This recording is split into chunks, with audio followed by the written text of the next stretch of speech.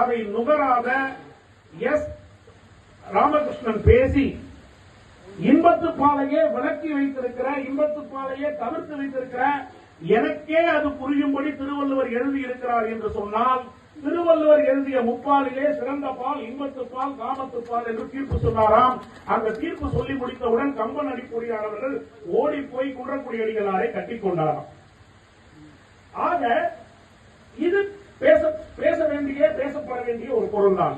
ஆனால் இப்பொழுது பேச வேண்டிய அவசியம் என்ன இருக்கிறது? இது இப்பொழுது பேச வேண்டிய அவசியம் என்ன இருக்கிறது என்ற போது, ஆசி உரையிலே நமது சுவாமிகள் சொன்ன அவசியம்தான் இந்த தலைப்பை இப்பொழுது அவசியமாக்குகிறது. நண்பர்களே, நேற்று காவில் இருந்து நானும் நண்பர் ஆதித்ய கிருஷ்ணன் அவர்களும் திரு பாலசீனிவாசன் அவர்களும் வந்து கொண்டிருக்கும் பொழுது, வழக்கறிஞர் பாலசீனிவாசன் அவர்கள் ஒரு விஷயத்தை சொன்னார். இப்படியெல்லாம் கூடவா நடக்கிறது என்று கேட்காதீர்கள், இப்படி நடந்திருக்கிறது. நடந்த ஒரு விஷயத்தை தான் சொன்னார். ஒரு பெண் தன் கணவனிடமிருந்து விவாகரத்து வேண்டும் என்று அவருக்கு தெரிந்த, பாலசீனிவாசன் அவர்களுக்கு தெரிந்த ஒரு வழக்கறிஞரை நாடி இருக்கிறார். அது ஒன்று புதிதில்லை. மனம் ஒப்பவில்லை என்று சொன்னால் விவாகரத்தை பெற்றுக் கொள்ளலாம். பெண்களுக்கு என்ற சுதந்திரம் அது அனுமதிக்கப்படக்கூடியதுதான். ஆனால் அந்த விவாகரத்திற்காக அவர் சொல்லியாச்சு எதுவும் வேண்டான்ட்டார், இதெல்லாம் வச்சுட்டாங்க வேண்டாம் அப்படின்ட்டார்.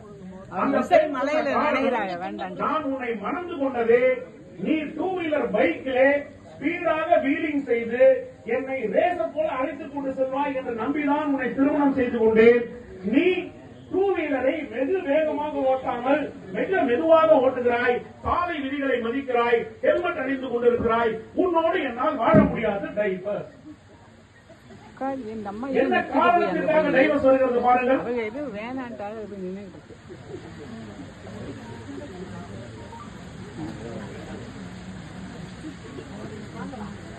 ஒரு கவிஞன் இன்றைக்கு எழுதினான், காதலை பற்றி எழுதும்போது ஒரு கவிஞன் எழுதினான், நான் அவளிடம் அன்பை எதிர்பார்த்தேன், அவள் எனக்கு அனுபவத்தை தந்துவிட்டு போனாள் என்று எழுதினான்.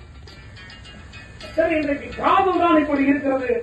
இல்லற வாழ்க்கை எப்படி இருக்கிறது என்று பார்த்தால், ஒரு கணவன் மனைவி பேசிக் கொள்கிறார்கள் நகரத்திலே, ஆங்கிலத்திலே. ஹஸ்பண்ட் சொல்லுகிறார், டியர் ஐ லவ் யூ. மனைவி சொல்லுகிறார், I do love you dear, in fact I will fight the entire whole world for you என்று சொல்லுகிறார். அப்பொழுது கணவன் சொல்லுகிறான், then why you are always fighting with me என்று கேட்கிறான்.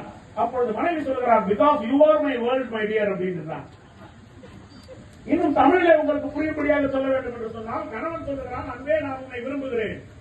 மனைவி சொல்லுகிறாள், அன்பே